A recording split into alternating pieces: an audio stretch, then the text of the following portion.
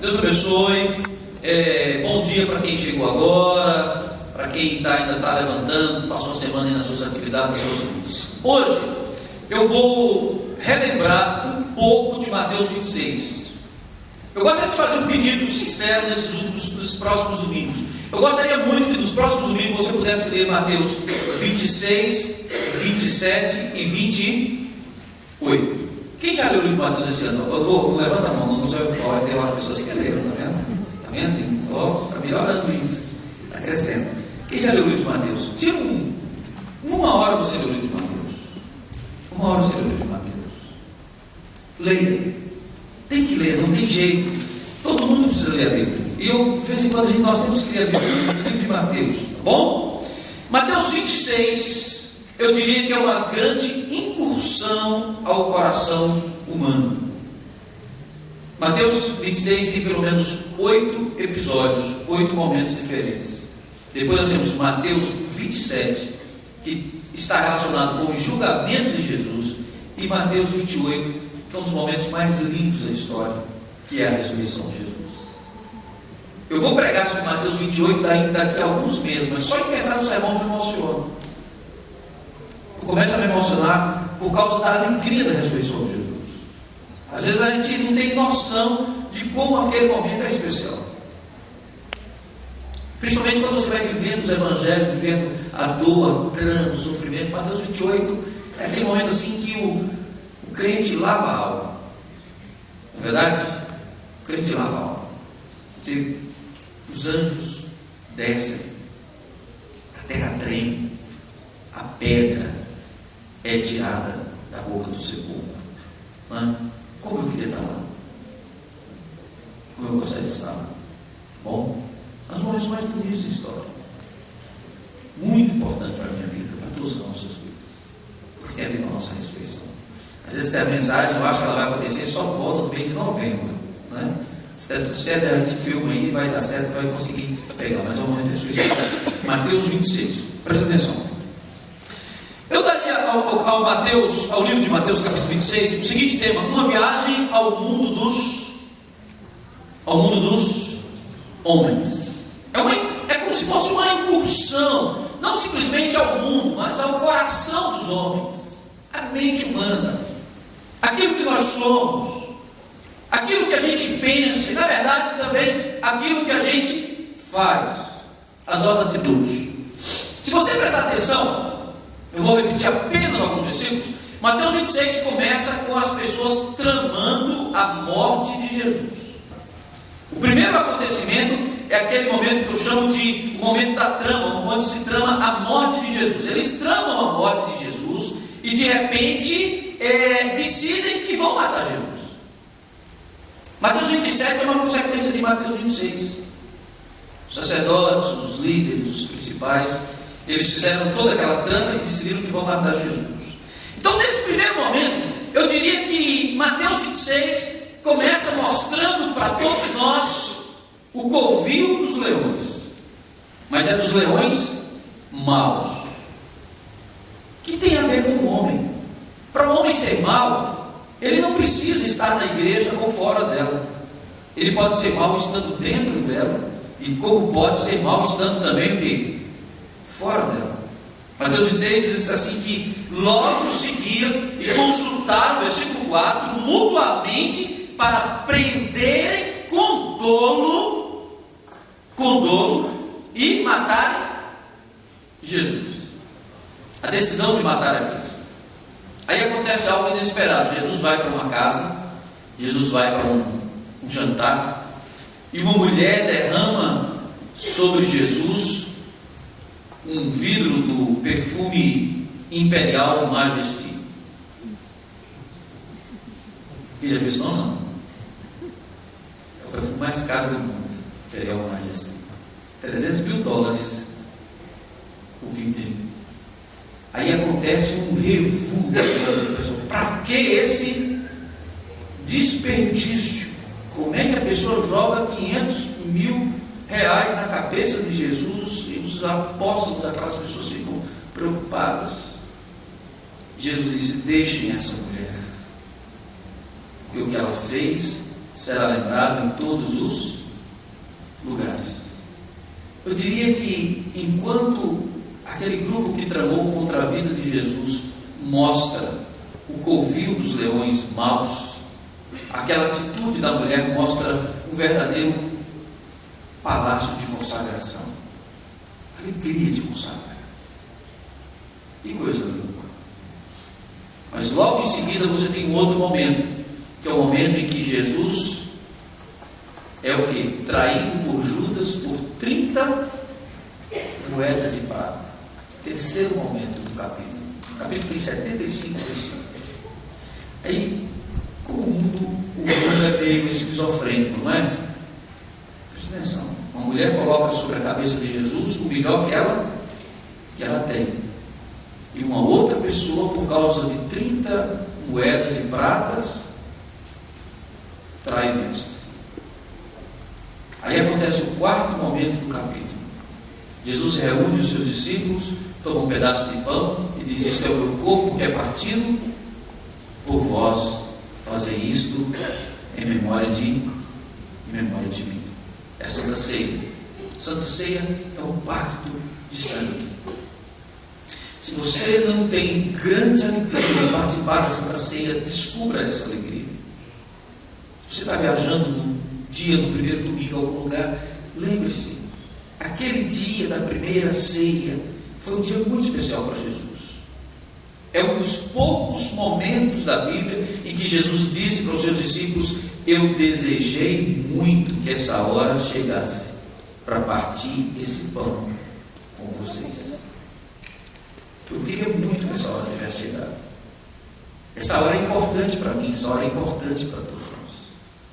Então que essa hora também seja uma hora muito importante para todos nós. Depois disso, acontece um momento de diálogo entre Jesus e os seus apóstolos. Esta noite todos vocês vão me trair. Aí começou o debate, aí o negócio esquentou. Aí Pedro se levantou e disse: ele disse, eu não, mas os outros também disseram a mesma coisa. Jesus disse o seguinte: tendo cantado o hino, versículo 30, saíram para o Monte das Oliveiras. Então Jesus lhe disse: todos vós esta noite vos escandalizareis em mim, porque está escrito: ferirei o pastor e as ovelhas do rebanho serão dispersas. Mas depois disso, eu ressuscitarei, irei adiante de vós para a Galileia. Mas Pedro respondendo disse-lhe: ainda que todos se escandalizem em mim, eu nunca me escandalizarei. Eu nunca vou trair o Senhor Jesus. E se você prestar atenção, disse-lhe Jesus: em verdade te digo, que nessa mesma noite, antes que o galo cante, 3 vezes me negarás. Disse Pedro: ainda que seja mister morrer contigo, não te negarei. E todos os discípulos disseram o mesmo. Todos os discípulos disseram o mesmo. O que foi que eles disseram? Ainda que a gente tenha que morrer, ninguém vai te negar.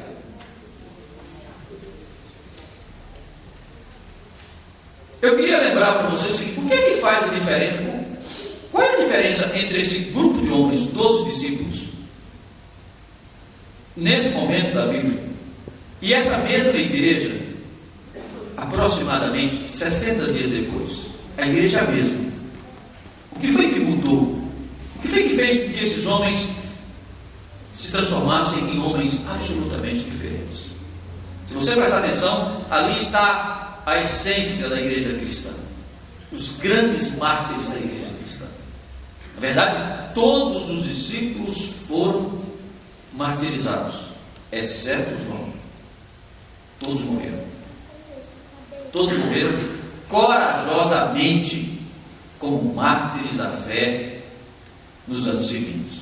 Mas naquela noite, como diria o filósofo, deu uma crise de falta de coragem na turma e todo mundo negou o Senhor Jesus. O que fez a diferença entre aquela igreja que nega, que corre, que se esconde, que tem medo, que não afirma, que não aparece, que não quer sair na foto, e aquela igreja de 60 dias depois, que já não teve mais sacerdotes, não teve mais Herodes, não teve mais César, não teve mais ninguém? O que foi que aconteceu?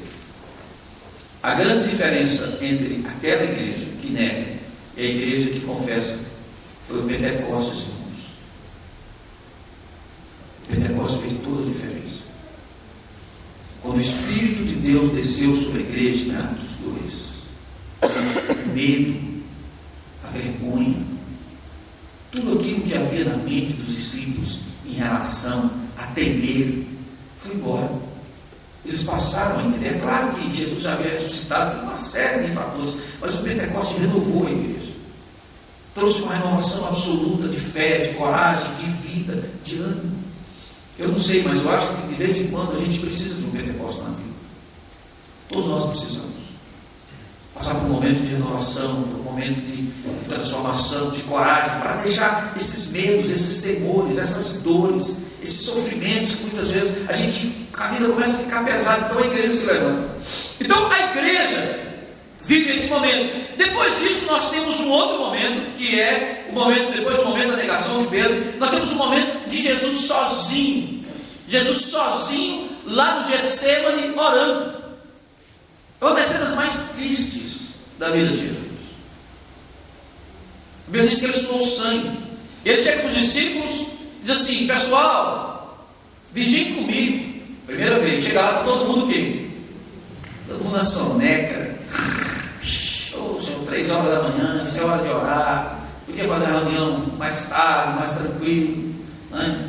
Pessoal, vigiem comigo. Por 3 vezes. E a madrugada vai passando, e Jesus no Getsemane: Pai, suando sangue, se possível passa de mim este cálice, se possível passa de mim esse momento, mas não seja feito a minha, mas seja feito a tua vontade. E quando ele acorda os discípulos de novo: vamos orar, pessoal, agora vamos orar. Não, agora não precisa, o traidor já está chegando. E aí nós temos o primeiro momento da traição, e o capítulo vai terminar com um homem chorando. Pedro chorando porque não conseguiu afirmar Jesus. Tá bom?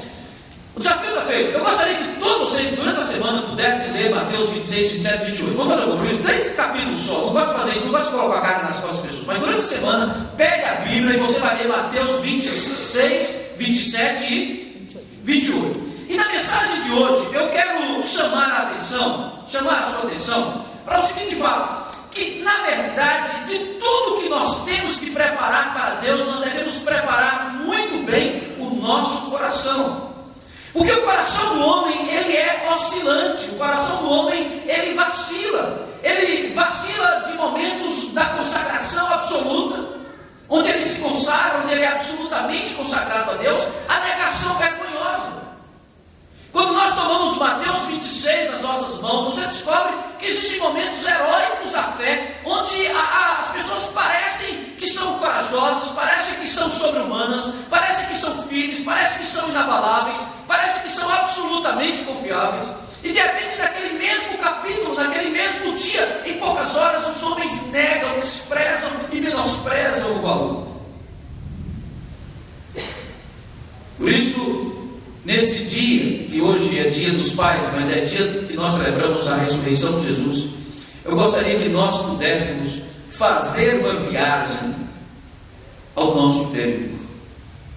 Suponhamos que hoje fosse um dia decisivo nas nossas vidas, um dia de afirmação, um dia de absoluta decisão.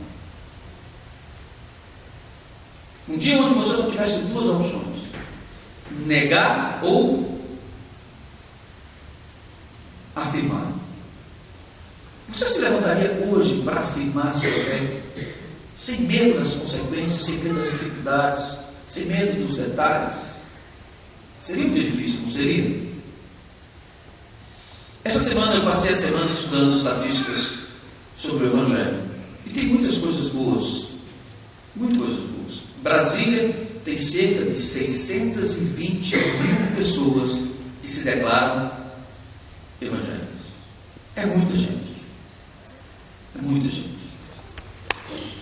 Nós temos cerca de 22 mil presbiterianos nessa cidade, que no censo disseram que são presbiterianos. Eu me assustei, porque eu fiz essa mesma pesquisa no ano 2000 e nós éramos cerca de 10.700. Eu não tinha os dados do IBGE oficialmente, mas em 2010 nós somos cerca de 22 mil presbiterianos.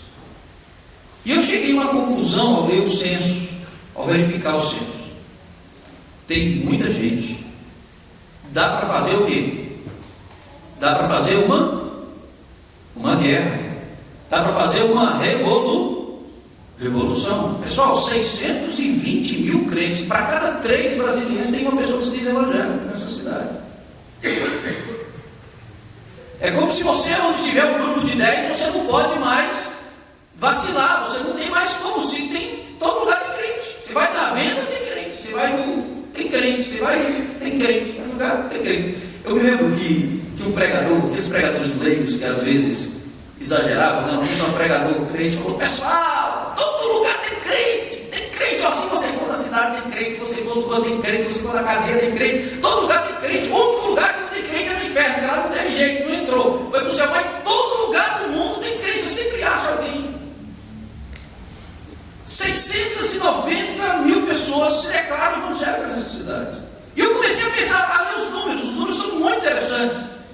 E a leitura dos números vai chegar a uma conclusão. O movimento evangelístico em Brasília depende apenas de que uma pessoa ganhe apenas mais 2. Não é o caso aqui do lado, não. Aqui do lado você pode ter certeza que 98% não são. Eu estava procurando as estatísticas aqui, mas não tem a estatística. Brasília, o IBGE agregou e não separou as estatísticas, né? Então você tem as estatísticas agregadas do DF, você não tem as estatísticas mais dos bairros. Então eu estava doido para pesquisar, saber como eram os bairros, tudo, ter uma noção. Mas é muito forte. E tem um outro detalhe, que quando a gente vê essas estatísticas, a gente descobre que hoje o que nós precisamos fazer como igreja, talvez seja não simplesmente pensar tanto na evangelização, mas é pensar em firmar essa igreja, firmar o testemunho. E eu começo a olhar para a igreja hoje, e eu me lembro daqueles 12 apóstolos lá discutindo, mas na hora necessária, na hora H, na hora de mostrar o testemunho, não conseguiram. Então há uma carência de um derramar do Espírito sobre essa igreja presente. Há uma carência. Agora, Brasília tem uma característica especial que eu não sei se vocês sabiam. Cerca de 220 mil pessoas em Brasília se declararam para o censo como sendo não religiosas, que não querem saber de religião. É o maior índice de não religiosos do país. Não estou falando de espírita, não estou falando de gente que se declarou religiosa. Cerca de 220 mil pessoas se declararam religiosas. Então, possivelmente no ambiente onde você está, uma pessoa entre cada 10 é uma pessoa que ridiculariza o Evangelho. É mais ou menos assim? É isso que está acontecendo em muitos lugares. Em alguns lugares, dependendo do nível de algumas coisas, 2 entre 10, 3 entre 10. Então, nesse momento, quando nós olhamos esse Mateus capítulo 26, que eu tomo hoje apenas como referência para que nós olhemos para esse texto, eu gostaria do seguinte: como é que, como igreja e como vida, como é que eu vou ter a certeza de que o meu fim não será como o fim de Pedro? O que vai fazer a diferença entre eu afirmar e cumprir, e a diferença entre eu afirmar e não cumprir, que eu terei um bom testemunho? Nós sabemos a história de Pedro. Mateus 26 termina com Pedro chorando, e a Bíblia diz que ele chorou amargamente. Pedro era crente, pessoal. Apesar de negar, ele era crente. Pedro era um homem que amava Jesus. É que na hora bateu uma fraqueza que ele não esperava. Aconteceu alguma coisa. Mas a igreja se move para o Pentecostes. No livro de Atos, capítulo 2, a palavra de Deus nos diz que o Espírito de Deus veio sobre aquela igreja. E quando o Espírito de Deus veio sobre aquela igreja, o primeiro homem que se levantou, quem foi? Quem foi, irmãos? Foi Pedro.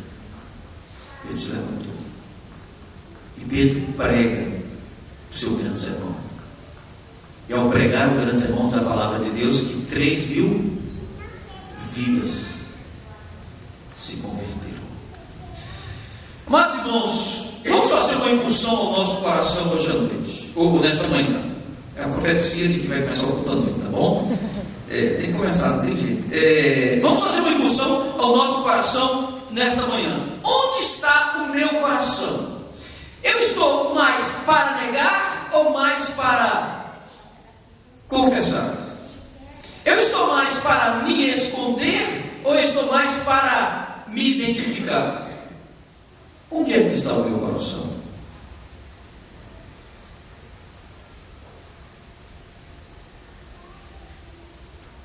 Eu tive um relacionamento com meu pai muito difícil. E eu orava muito para meu pai ir para a igreja. E um dia meu pai resolveu ir para a igreja. Mas ele resolveu ir para a igreja no dia que ele tinha bebido muito, né? Aquele dia que ele bebeu. Meu pai às vezes bebia, era uma dificuldade, né? Então, todo mundo já lidou com o bêbado, já? Quando eu lido com o bêbado, eu tenho mais paciência do que os outros. Eu me lembro de meu pai. E um dia a gente está numa reunião da igreja, reunião bonita, gente da igreja, todo mundo, um povo bonito, e de repente inventa uma pessoa de visitar a igreja naquele dia. Quem era? Meu pai. Sem brincadeira nenhuma, naquele dia eu deu quase vontade de dizer que não era meu pai.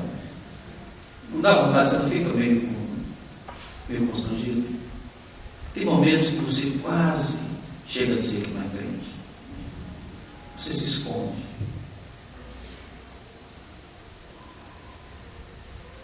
Mas é lá naquele momento, eu me lembro que eu estava na frente da igreja, acho que eu estava cantando, estava fazendo alguma apresentação, alguma coisa, estava na frente. Eu vi que meu pai entendeu, não é possível, logo hoje eu peguei desse jeito, todo esfarrapado, naquele jeitão de bêbado.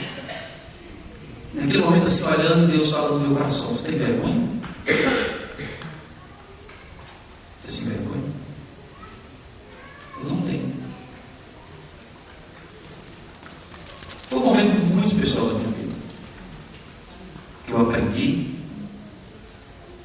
que você tem que assumir quem você é. Quem é seu pai? Quem é sua mãe? Quem é sua família? Quem é a sua história? Foi um momento maravilhoso da minha vida. Aquele momento de Jesus com os discípulos: vocês vão me negar hoje à noite. Não vou, vai, nega, não vou. Eu morro, não morre. Hoje eu não afirmo. Aquele momento foi um momento muito especial da vida de Jesus. Jesus sabia que eles iam negar. Mas uma coisa a gente aprende, eu quero encerrar essa mensagem dessa manhã, deixando esse desafio para que no domingo que vem a gente continue com essa mensagem. A gente termina esse capítulo com Pedro chorando, Pedro amargurado. E eu não quero parar em Pedro amargurado, eu quero parar em Atos. Eu quero me lembrar de Pedro inflamado, Pedro alegre. Vocês, judeus, mataram Jesus. Hoje é o dia do arrependimento, hoje é o dia da mudança. A mensagem é para vocês. E Pedro se levanta com alegria, com ânimo, com prazer, com vida, e prega, desafia: aceite Jesus.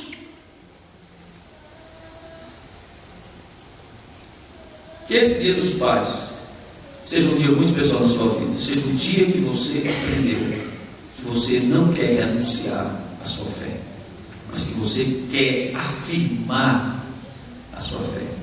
Faça uma viagem ao seu coração. Vamos ficar de pé? Faça uma viagem ao seu coração. Faça uma incursão ao seu coração.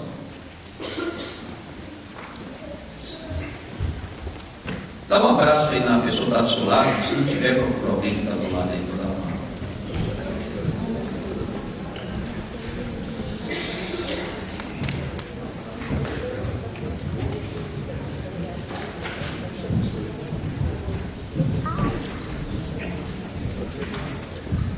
Deus te abençoe, meu irmão, amém? Nós não vamos terminar o nosso momento com Deus chorando, arrependidos porque negamos. Nós vamos terminar a nossa história alegres porque confessamos. A história de Pedro é muito bonita.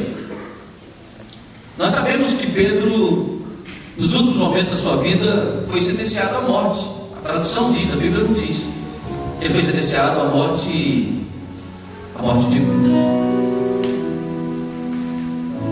Quando iam crucificá-lo, segundo a tradução, ele disse: por favor, não me matem como meu mestre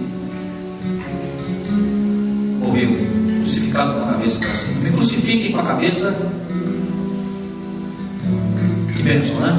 Criou coragem, Pedro? Tem um homem chamado Policarpo, na história da igreja.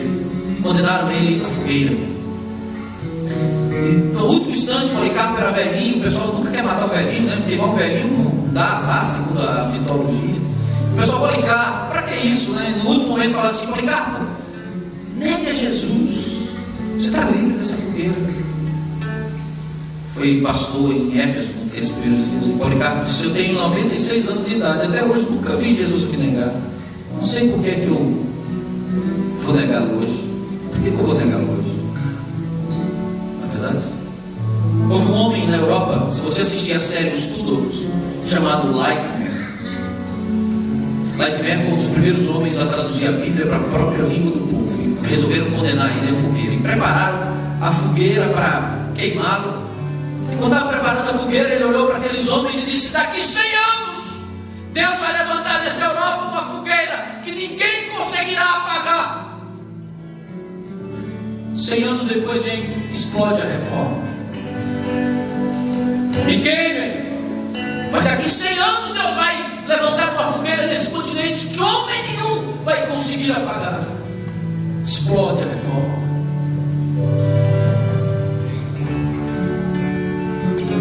Negar ou afirmar? Faça uma incursão, faça uma viagem ao mundo dos homens, mas faça uma viagem ao seu coração.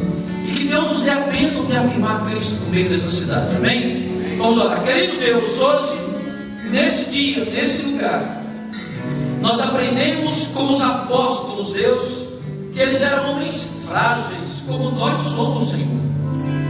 Nós aprendemos que muitos deles, ó Deus, te negaram numa noite decisiva, quando o Senhor pediu para eles não negarem, quando o Senhor os advertiu, e foram dispersados, Deus, foram amedrontados, com medo de muitas coisas. Mas Pai, hoje, no nome de Jesus, os dias que nós estamos vivendo, abençoa a tua igreja em Brasília, Deus, e faz com que nós possamos afirmar a nossa fé em cada momento da nossa vida, em nome de Jesus.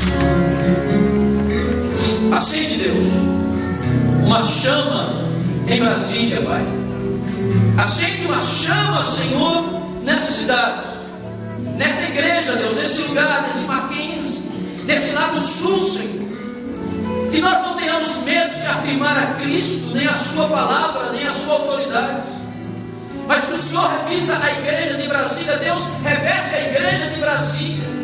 Nós oramos, ó Deus, pela nossa presidente, pelos nossos ministros, oramos, ó Deus, pelos tribunais, oramos, ó Deus, pela segurança. Deus, no nome de Jesus, que Jesus seja afirmado nesse lugar, seja afirmado nessa cidade, que o teu Espírito, ó Deus, venha sobre essa igreja, venha sobre nós, e que a tua palavra, Deus, possa fazer nascer em nossas vidas e na vida dessa cidade grandes bênçãos e grandes milagres.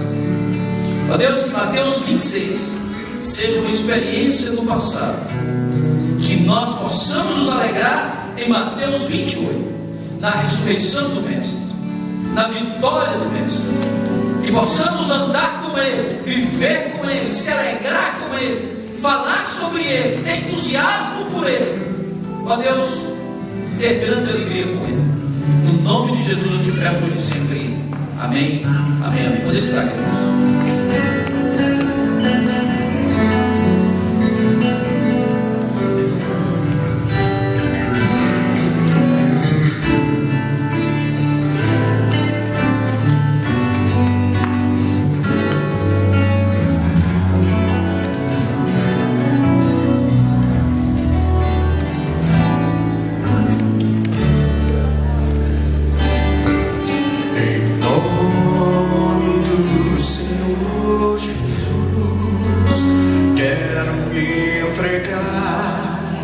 Para sempre ao meu Deus. Eu sei que tentações virão, mas Cristo já venceu, morrendo em meu lugar. Agora por todo o meu caminho não vou